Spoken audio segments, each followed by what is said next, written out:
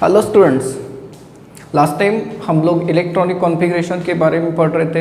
हम लोगों ने देखा कि इलेक्ट्रॉनिक कॉन्फ़िगरेशन अगर लिखना है किसी एलिमेंट्स का तो दो तरीके यूज़ करते हैं, बराबर है। एक ऑर्बिटल नोटेशन और एक ऑर्बिटल डायग्राम नोटेशन यूज़ करते हैं। लेकिन इन सब से ज़्यादा ज़रूरी ये है कि इलेक्ट्रॉनिक कॉन्फ़िगरेशन जब हम लोग लिखने जाते हैं तो हमें अबव प्रिंसिपल का इस्तेमाल करना पड़ता है। हमें polish conclusion, polish exclusion principle and हुंस rule इसके तरफ भी ध्यान रखना पड़ता है। जब हम लोग अलग अलग कॉन्सेप्ट्स को समझेंगे केमिस्ट्री के तो उसमें polish exclusion principle and हुंस rule भी अप्लाई होते हुए दिखता है। सबसे इम्पोर्टेंट चीज़ ये होती है गाइस, जब आप लोग इलेक्ट्रॉनिक कॉन्फ़िगरेशन लिखते हो तो कई बार कंफ्यूज होते हो। तो ये कंफ्यूजन अवॉइड करने के लिए आपके पास एक सिंपल हिंट मैं देता हूँ कि पहले अबव प्रिंसिपल को लिख लीजिए। आप लोगों को अबव प्रिंसिपल पता है, चलो यहाँ बना के रख देते हैं और बाद में इलेक्ट्रॉनिक कॉन्फ़िगरेशन फिल करते हैं। सबसे पहले लेवल का 1s, सेकेंड में 2s 2p होता है, थर्ड में 3s 3p 3d होता है, then 4s 4p 4d 4f होता है, देन उसके बाद 5s 5p 5d and 5f रहेगा, देन 6s देन 6p। इस तरीके से एनर्जी बढ़ते जाएगी जैसे जैसे क्वांटम नंबर की वैल्यू बढ़ते जाती है। ये देखिए n इज इक्वल टू 1 2 3 4 5 6 इस तरीके से है। एंड आप लोगों को पता है कि ऑर्बिटल कैसे भरते हैं। तो सबसे पहले 1s, उसके बाद 2s, देन उसके बाद 2p, देन उसके बाद 3s।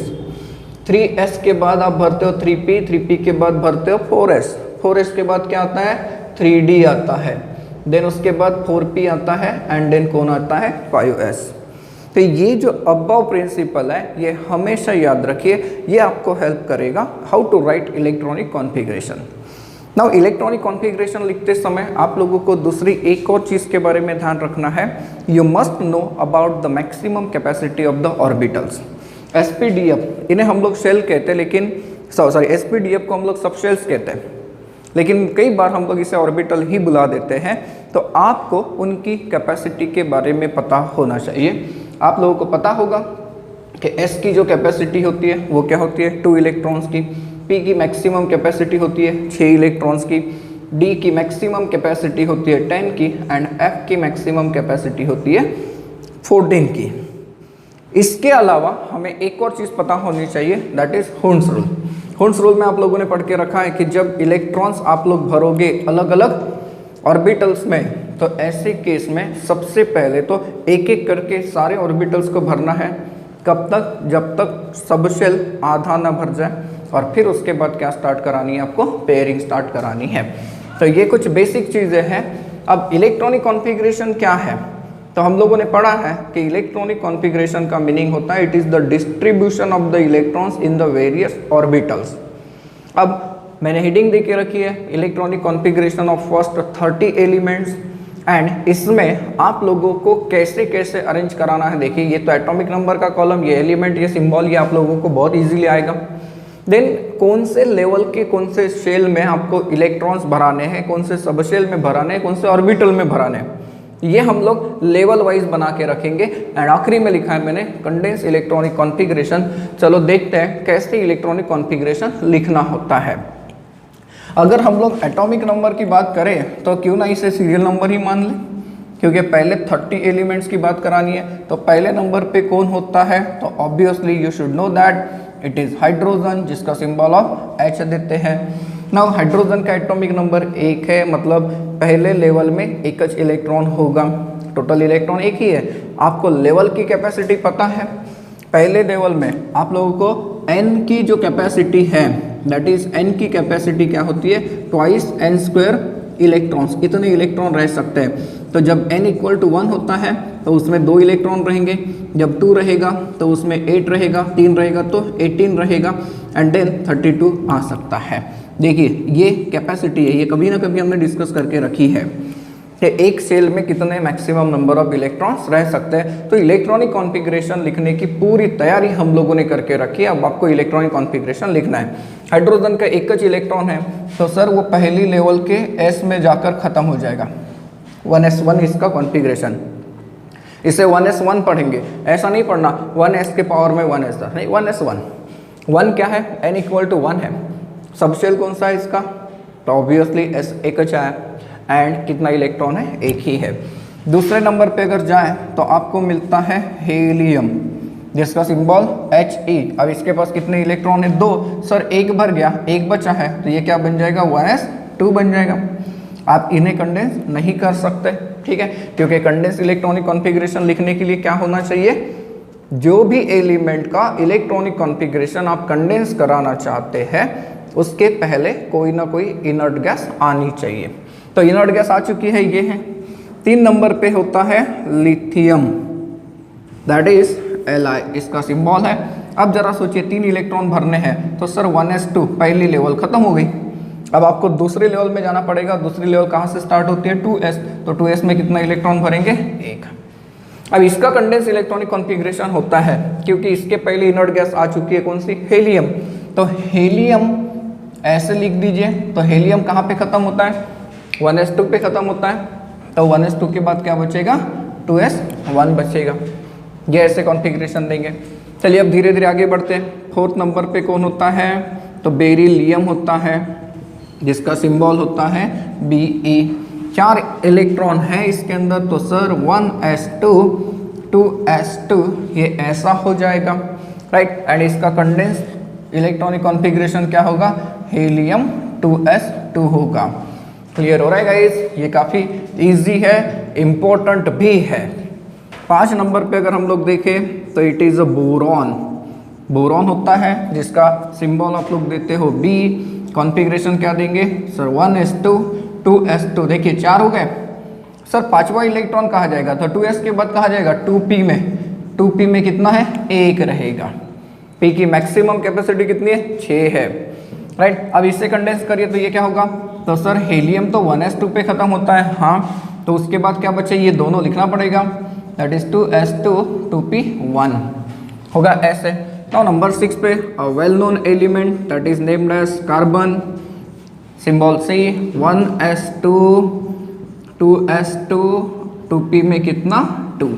एक खासियत देखिए, p की कैपेसिटी अगर 6 है तो यहाँ पर 1 था, यहाँ पर 2, आगे जाओगे तो 3 से लेके 6 तक। ऐसे जैसे जैसे एटॉमिक नंबर 1 से बढ़ेगा वैसे वैसे इलेक्ट्रॉन 1 से बढ़ेगा, तो कॉन्फ़िगरेशन बनाना भी काफ़ी आसान बनेगा। तो कार्बन का कंडेंस इलेक्ट्रॉनिक कॉन्फ़िगरेशन क्या लिखेंगे फिर, तो सर हीलियम 2s2 2p2 बना देंगे। देन नंबर 7 की अगर बात करें तो नंबर 7 पे है नाइट्रोजन, रिप्रेजेंट करेंगे बाय N। ये हो जाएगा 1s2 2s2 एंड 2p3 हो गया। कंडेंस करें तो सर हीलियम 2s2 2p3 हो जाएगा। देन नंबर 8 की अगर बात करें तो ऑक्सीजन होता है, सिंबल O। भरिए configuration 1s2 2s2, sir 2p में हो जाएंगे 4 क्योंकि ये हो गए 4 और ये 4 8। तो कंडेंस कॉन्फ़िगरेशन क्या बनाएंगे, तो हीलियम 2s2 2p4 बनाएंगे। देन उसके बाद नंबर 9 पे क्या होता है, तो नंबर 9 पे होता है फ्लोरीन, होता है फ्लोरीन का सिंबल F। तो कॉन्फ़िगरेशन 1s2 2s2 2p5 होगा। कंडेंस करें तो हीलियम 2s2 2p5 होगा। तो नंबर 10 पे चले तो कौन होता है नंबर 10 पे, नियॉन। नेक्स्ट इनर्ट गैस आ गई जिसका सिंबल Ne देते हैं। Configuration 1s2 2s2 and 2p6। देखिए सेकेंड लेवल भर गई, इसलिए तो हम लोग इनर्ट गैस का इस्तेमाल करते हैं क्योंकि लेवल जो होते हैं, शेल्स जो होते हैं वो कंप्लीट क्या होते हैं, उतनी कैपेसिटी के हिसाब से भरे होते हैं। तो इसका कंडेंस फॉर्मूला, कंडेंस कॉन्फ़िगरेशन क्या लिखेंगे, तो ऑब्वियसली हीलियम 2s2 2p6 होगा, राइट। नाउ अब आप लोग सोचिए 2p भरने के बाद इलेक्ट्रॉन को कहाँ पर भेजना पड़ेगा, 3s में भेजना पड़ेगा। तो ये पहले 10 एलिमेंट्स हो गए। अब चलते हैं 10वें एलिमेंट्स के आगे। 11 नंबर पे चले तो 11 नंबर पे प्रेजेंट होता है सोडियम जिसका सिंबल होता है Na। अब भरिए तो 11 इलेक्ट्रॉन भरने हैं, तो सर पहली लेवल में 2 1s2 then 2s2 and 2p6। यहाँ तक तो 10 हो गई, ये हमने पढ़ा। 2p के बाद इलेक्ट्रॉन कहाँ जाने वाला है? 3s, तो 3 में कितना रहेगा? 3s में 1। अब कंडेंस करें तो कंडेंस करते समय इसे कंडेंस करेंगे किसके साथ? नियॉन के साथ, क्योंकि यहाँ तक का कॉन्फ़िगरेशन किसका है? नियॉन का। ये हो गया 10, तो नियॉन के बाद कितना बचा? 3s1। तो सोडियम का कंडेंस इलेक्ट्रॉनिक कॉन्फ़िगरेशन आएगा नियॉन 3s1। फिर उसके बाद नंबर 12 पे चलते हैं। 12 पे प्रेजेंट होता है मैग्नीशियम। मैग्नीशियम का सिंबल अगर देखें तो Mg होता है, तो 1s2 2s2 2p6, ये हो गए 10। 3s में कितना जा सकता है? 2 हो गए, टोटल 12 इलेक्ट्रॉन। हाँ ना, इससे कंडेंस करोगे तो क्या बनेगा फिर? सर नियॉन 3s2 बनेगा ऐसे। देन 13 नंबर पे एल्यूमिनियम। 13 पे प्रेजेंट है एल्यूमिनियम, जिसका सिंबल Al। नाउ कॉन्फ़िगरेशन देने हैं तो 12 इलेक्ट्रॉन तो भरे हैं, तो क्या हो जाएगा? 1s2 2s2 2p6 3s2, ये हो गए 12। 13वां इलेक्ट्रॉन कहाँ पर भेजना पड़ेगा? तो 3p में भेजना पड़ेगा। क्यों? क्योंकि 3s भर गया। अब 3s के बाद किसका नंबर आ रहा है? 3p का। सो देयरफॉर 3s2 के बाद 3p1। तो अब इसका कंडेंस कॉन्फ़िगरेशन क्या लिखेंगे? तो 3s2 3p1, राइट। अगर कभी आप लोगों को ये नियॉन नहीं मिला तो तब भी सोचना कि 3s2 एंड 3p1 लिखा हुआ है, तो ये सिर्फ और सिर्फ तब लिख सकते हैं जब पहले के पूरे भरे हुए हैं, बराबर है। तो कंफ्यूज नहीं होना। देन 14 पे चलते हैं। 14 पे प्रेजेंट होता है सिलिकॉन। 14 पे क्या होता है? सिलिकॉन, जिसका सिंबल होता है Si। तो ये हो जाएगा 1s2 2s2 2p6 3s2 3p2। अब इसका कंडेंस कॉन्फ़िगरेशन क्या लिखेंगे? तो ये हो जाएगा नियॉन 3s2 3p2। देखिए p में अब कितने इलेक्ट्रॉन बढ़ते हुए जाएंगे? अप टू 6 तक जाएंगे। देन 15 नंबर पे चलते हैं। अगर हम लोग 15 पे चलते हैं तो आपको एलिमेंट मिलता है फॉस्फोरस, ठीक है, जिसका सिंबल होता है P। अब 15 इलेक्ट्रॉन का कॉन्फ़िगरेशन देखिए तो क्या होगा? 1s2 2s2 2p6 3s2 3p3 हो जाएगा। एंड इसे कंडेंस करने से क्या ये ऐसा बनेगा? 3s2 3p3 हो जाएगा। देन 16 नंबर पे चले तो यहाँ पर होता है सल्फर, सिंबल S। क्या हो जाएगा configuration? 1s2 2s2 2p6 3s2 3p4 बनेगा। तो कंडेंस कॉन्फ़िगरेशन क्या हो जाएगा? नियॉन 3s2 3p4 होगा। देन 17 पे कौन होता है? तो 17 पे होता है क्लोरीन। क्लोरीन का सिंबल Cl होता है। Configuration 1s2 2s2 2p6 3s2 and 3p में क्या आएगा? 5। तो कंडेंस कॉन्फ़िगरेशन क्या होगा?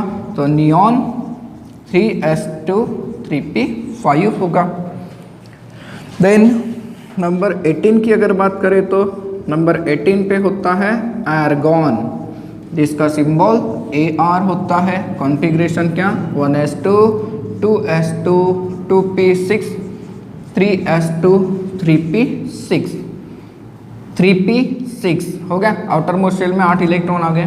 कंडेंस किया जा सकता है ऐसे नियॉन 3s2 3p6। अब देखिए ये जो आर्गॉन है ये अपने आप में क्या है?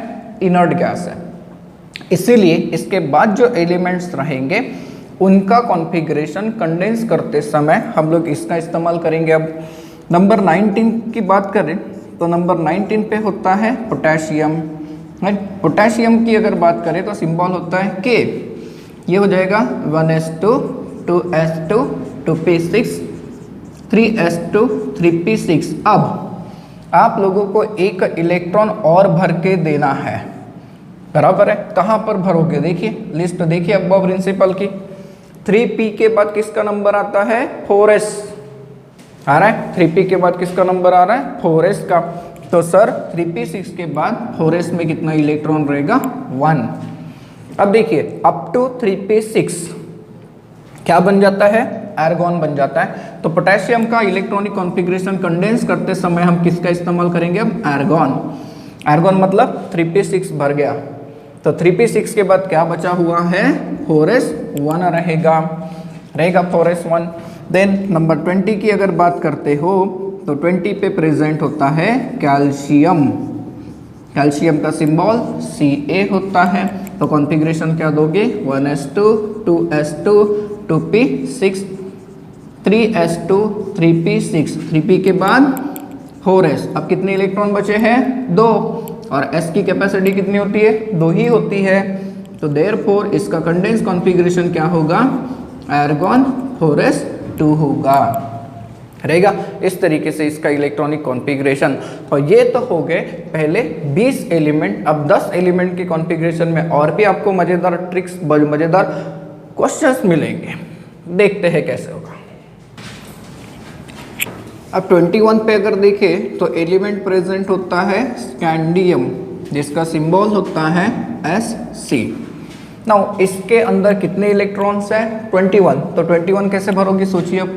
तो 1s2 2s2 2p6 3s2 3p6, यहाँ तक कितने होते हैं? 18 होते हैं। फिर 3p के बाद किसका नंबर आता है? 4s2। तो सर 4s2 जैसे ही भरेगा वैसे इलेक्ट्रॉन का नंबर हो गया 20। तो 4s के बाद किसका नंबर है? 3d का। तो अब यहाँ पर लिखोगे 3d, कितना इलेक्ट्रॉन बचा? 1। और कंडेंस करने जाओ तो सर यहाँ तक तो आर्गॉन होता है, हाँ, तो आर्गॉन के बाद लिखेंगे 3d1 4s2। आपने अगर 4s2 पहले लिखा और बाद में 3d1 लिखा तब भी कोई रॉन्ग नहीं देगा। नाउ 22 पे प्रेजेंट होता है टिटेनियम, जिसका सिंबल Ti। अब भरिए electronic configuration 1s2 2s2 2p6 3s2 3p6 4s2 20 हो गया। 3d में कितना जाएगा? 2। कॉन्फ़िगरेशन क्या होगा कंडेंस वाला? आर्गॉन 3d2 4s2 हो जाएगा। देन 23 पे अगर देखें तो प्रेजेंट होता है एलिमेंट वैनाडियम, जिसका सिंबल होता है V। कॉन्फ़िगरेशन क्या बनेगा? 1s2 2s2 2p6 3s2 3p6 4s2 20 हो गए। 3d में कितने? 3 हो जाएंगे। और कंडेंस कॉन्फ़िगरेशन क्या होगा? तो आर्गॉन 4s2 होगा 3d 3 होगा। अब आप लोगों को ये पता चल रहा है कि सर जैसे जैसे एटॉमिक नंबर बढ़ता है वैसे वैसे एक से इलेक्ट्रॉन का नंबर भी बढ़ता है ना? एक से इलेक्ट्रॉन का नंबर भी बढ़ता है, और वो कहाँ जाता है? उसी ऑर्बिटल में जाता है जहाँ पे हम लोग इलेक्ट्रॉन भरते हुए जा रहे हैं, क्योंकि ऑर्बिटल तब तक भरते जाएगा जब तक उसकी मैक्सिमम कैपेसिटी नहीं आ जाती। तो 24 पे अगर देखें तो एलिमेंट होता है क्रोमियम एंड इसका सिंबल होता है Cr। अब आप लोग सोच रहे हैं कि सर इसका कॉन्फ़िगरेशन बहुत सिंपल है, हाँ, क्या होना चाहिए? सोचिए 1s2 2s2 2p में जाएंगे 6 3s2 3p6 4s2 3d 4। सोच रहे होंगे ऐसा है ना, बट ऐसा नहीं होता। इसका कॉन्फ़िगरेशन होता है 4s1 3d5 एंड कंडेंस क्या हो जाएगा? Argon 3d5 4s1। सर ऐसे कैसे हो गया? ये तो रूल के अपोजिट गया। नहीं गया, हम लोग पढ़ेंगे। पहले 30 एलिमेंट्स के कॉन्फ़िगरेशंस को कंप्लीट कर देते हैं। इसको हम लोग अंडरलाइन करके रख देते हैं कि यहाँ पर जो मिलना चाहिए था वो नहीं मिला और कुछ अलग ही रिजल्ट हमें देखने को मिला। ठीक है, 25 पे अगर हम लोग देखें तो 25 पे प्रेजेंट होता है मैग्नीज। इट इज मैग्नीज, जिसका सिंबल होता है Mn। Configuration 1s2 2s2 2p6 3s2 3p6 4s2 कितने हो गए? 20। अब कितने बचे? 5 3d5। हाँ, ये है configuration condense argon 3d5 4s2। Sir यहाँ पर बिल्कुल नॉर्मल तरीका यूज़ हुआ। हाँ, 26 पे प्रेजेंट होता है आयरन, जिसका सिंबल Fe होता है। कॉन्फ़िगरेशन क्या होगा? 1s2 2s2 2p6 3s2 3p6 4s2 20 हो गया। कितना बचा? 6 बचा, तो ये हो जाएगा 3d6। एंड कंडेंस कॉन्फ़िगरेशन क्या होगा फिर? आर्गॉन 4s2 3d6, ऑब्वियसली ऐसा होगा। 27 पे अगर हम लोग देखें तो 27 पे प्रेजेंट होता है कोबाल्ट नाम का एलिमेंट जिसका सिंबल होता है CO, कैपिटल O नहीं है। कैपिटल O होता तो इसे कार्बन मोनोऑक्साइड कहते हैं। अब कॉन्फ़िगरेशन क्या लिखोगे? तो 1s2 2s2 2p6 3s2 3p6 4s2 20 हो गए। कितने बचे? 7, तो 3D में 7 आएगा। हाँ, then condense configuration argon 3d7 4s2 होगा। सर रेगुलर लिखते समय हम लोग कंडेंस कॉन्फ़िगरेशन यूज़ करेंगे, बिल्कुल आपको मैक्सिमम टाइम वही यूज़ करना है। जब भी कभी एटॉमिक नंबर बहुत बड़ा होता है किसी एलिमेंट का, तो हम लोग कंडेंस कॉन्फ़िगरेशन का ही ज़्यादा इस्तेमाल करते हैं। और इसीलिए मैंने कहा कि इस इलेक्ट्रॉनिक कॉन्फ़िगरेशन को काफ़ी अच्छे से प्रिपेयर करके रखेंगे, बहुत ही हेल्प करता है।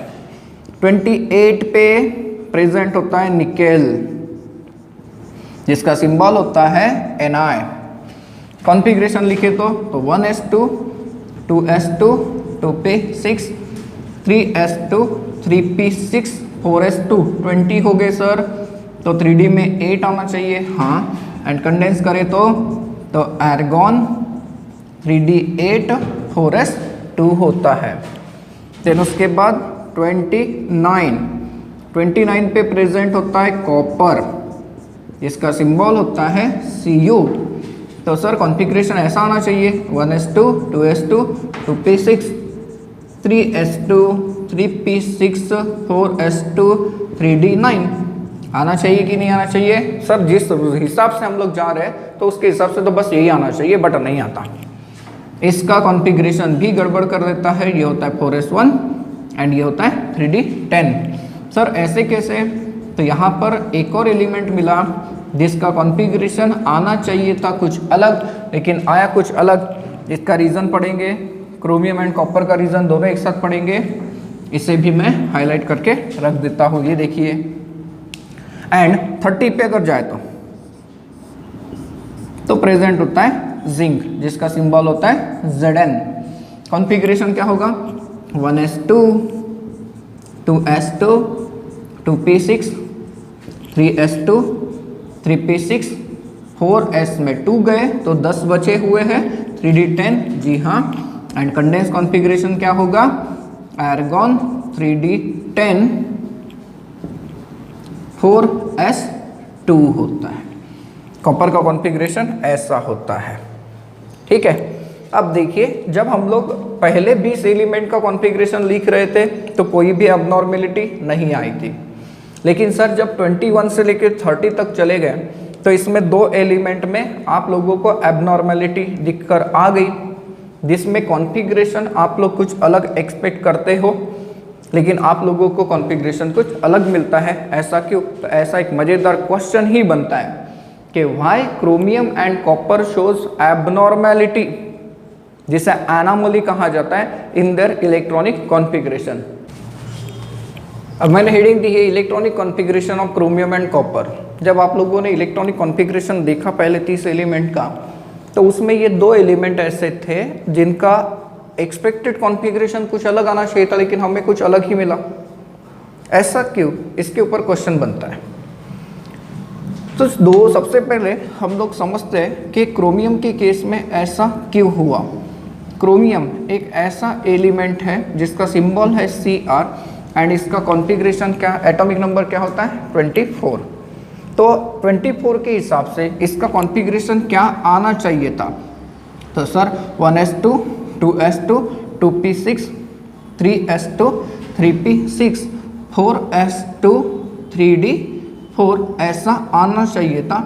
इसे हम लोग कह सकते हैं एक्सपेक्टेड कॉन्फ़िगरेशन, बराबर है? ये एक्सपेक्टेड इलेक्ट्रॉनिक कॉन्फ़िगरेशन है। बट आप लोगों को इसका कॉन्फ़िगरेशन जो मिला वो ऐसा मिला 1s2 2s2 2p6 3s2 3p6 4s1 and 3d5। ये आप लोगों को मिला जिससे आप लोग एक्चुअल कॉन्फ़िगरेशन कह सकते हैं। या फिर इससे आप लोग कह सकते हैं इसका ऑब्जर्व्ड इलेक्ट्रॉनिक कॉन्फ़िगरेशन। हाँ सर, ऐसा मिला था। ऐसा क्यों मिला था ये सोचिए।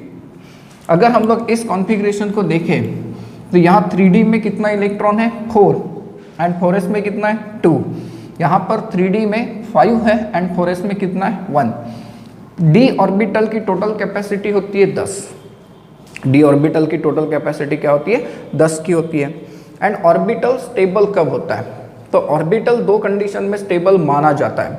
जब वो कंप्लीट भरा होगा, मतलब उसकी कैपेसिटी के हिसाब से भरा होगा, या फिर अगर वो एग्जैक्टली हाफ फिल्ड है, मतलब आधा भरा हुआ है, तो ऐसे केस में बहुत ज़्यादा स्टेबिलिटी होती है। अब ऐसा होता है, ये स्टेबिलिटी का रूल है। तो स्टेबिलिटी गेन करने के लिए ही 4s का एक इलेक्ट्रॉन 3D में आ गया। सर ये तो भरा हुआ था। हाँ, लेकिन बहुत ज़्यादा फर्क नहीं पड़ा। क्यों? क्योंकि यहाँ से जब एक इलेक्ट्रॉन आया तो इसमें एक इलेक्ट्रॉन बच गया जो कि खुद एक हाफ फील्ड है। एंड 4s तो 4s है, सिंगल ऑर्बिटल है। यहाँ पे देखिए d की अगर बात करें तो टोटल कितने ऑर्बिटल्स होते हैं 5 एंड 4 इलेक्ट्रॉन एक एक करके भरे हुए हैं। उससे अच्छा है कि 5 इलेक्ट्रॉन एक एक करके जब भरे जाएंगे तो सारे के सारे ऑर्बिटल्स की एनर्जी क्या बन जाएगी? इक्विवेलेंट बन जाएगी। मतलब ये जो कॉन्फ़िगरेशन है, ये कॉन्फ़िगरेशन कैसा कॉन्फ़िगरेशन है? स्टेबल कॉन्फ़िगरेशन है। एंड देयरफॉर हमें इलेक्ट्रॉनिक कॉन्फ़िगरेशन क्रोमियम का क्या देना चाहिए? ये 1s2 2s2 2p6 3s2 3p6 4s1 3d5 देना चाहिए। Means to achieve the extra stability there occurs an electron transfer from 4s to the 3d5. Now think about the copper. Copper का atomic number क्या होता है? 29 होता है। इसका configuration क्या होना चाहिए? तो 1s2 2s2 2p6 3s2 3p6 4s2 and 3d में आने चाहिए 9। ऐसा कॉन्फ़िगरेशन आप लोग एक्सपेक्ट कर सकते हो। इसे हम लोग मानते हैं expected electronic configuration for copper. लेकिन आपको ऐसा कॉन्फ़िगरेशन नहीं मिला, आप लोगों को मिला ऐसा configuration 1s2 2s2 2p6 3s2 3p6 4s1 3d10। ये एक्चुअल कॉन्फ़िगरेशन या फिर इसे हम लोग क्या कह सकते हैं? Observed electronic configuration. अगर आप लोगों को क्रोमियम की केस में स्टेबिलिटी का रूल समझ में आता है तो आप लोग यहाँ पर ये समझ सकते हो कि कॉपर का ऐसा इलेक्ट्रॉनिक कॉन्फ़िगरेशन क्यों आया। जब 4s का एक इलेक्ट्रॉन 3D में ट्रांसफर होगा तो जो 3d9 है वो किस में कन्वर्ट हो गया? 3d10 में। ये कंप्लीट भरा हुआ है, बराबर है। एंड ये कंप्लीट भरा हुआ है तो ये कैसा होगा? मोस्ट स्टेबल होगा। And therefore in order to achieve the stability, यहाँ पर भी एक्स्ट्रा स्टेबिलिटी अचीव करने के लिए यहाँ 4s का एक इलेक्ट्रॉन कहाँ पे ट्रांसफर होते हुए दिखा? हमें 3D में ट्रांसफर होते हुए दिखा। तो क्रोमियम एंड कॉपर इन दोनों का कॉन्फ़िगरेशन जो एक्सपेक्टेड है वो अलग है, जो ऑब्जर्व्ड है वो भी अलग है। बट आप लोगों को इसके पीछे का रीज़न भी पता चल गया। तो क्या सर ये बाकी एलिमेंट्स के ऊपर लागू होगा जहाँ पर ऐसी कंडीशन आएगी? एग्जैक्टली। पीरियोडिक टेबल में आपको S block and P block, periodic table पढ़ेंगे आगे, S ब्लॉक के जो एलिमेंट्स हैं एंड जो P ब्लॉक के एलिमेंट्स हैं उसके इलेक्ट्रॉनिक कॉन्फ़िगरेशन में कोई भी एबनॉर्मैलिटी, जिसे हम एक और नाम देते हैं एनामोली, ये नहीं मिलता।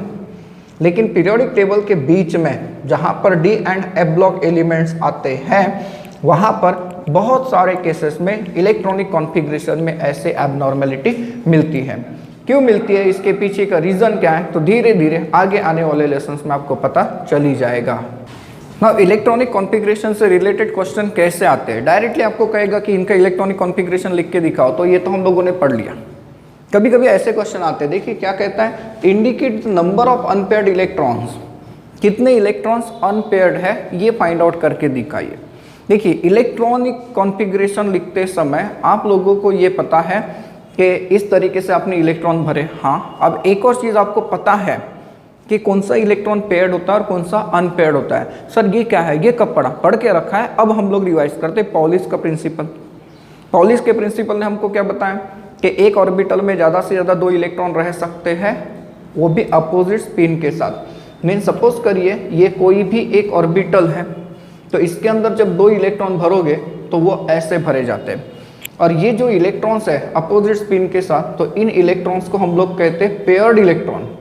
These are called as what, paired. And कभी अगर इलेक्ट्रॉन अकेला मिल जाए, कभी अगर इलेक्ट्रॉन अकेला मिल जाए, तो ऐसे केस में इसे आप लोग कहते हो अनपेयर्ड इलेक्ट्रॉन। तो अब ये क्वेश्चन दिया है कि इसमें अनपेयर्ड इलेक्ट्रॉन कितने, ये फाइंड आउट करके दो।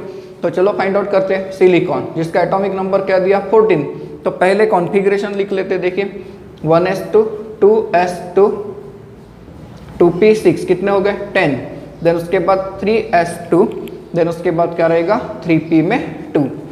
सर अब अनपेयर्ड इलेक्ट्रॉन फाइंड आउट करने के लिए क्या हमें इन सब के बॉक्स डायग्राम बनाने पड़ेंगे? नहीं। एक चीज याद रखिए, कैपेसिटी, S की टोटल कैपेसिटी 2 है, मतलब यहाँ पर 2 है तो ये पेयर्ड है, यहाँ पर 2 है तो ये भी क्या हो गए, पेयर्ड हो गए। सर P की मैक्सिमम कैपेसिटी 6 होती है, हाँ अगर 6 है तो वो पेयर्ड है, पूरे के पूरे पेयर्ड है।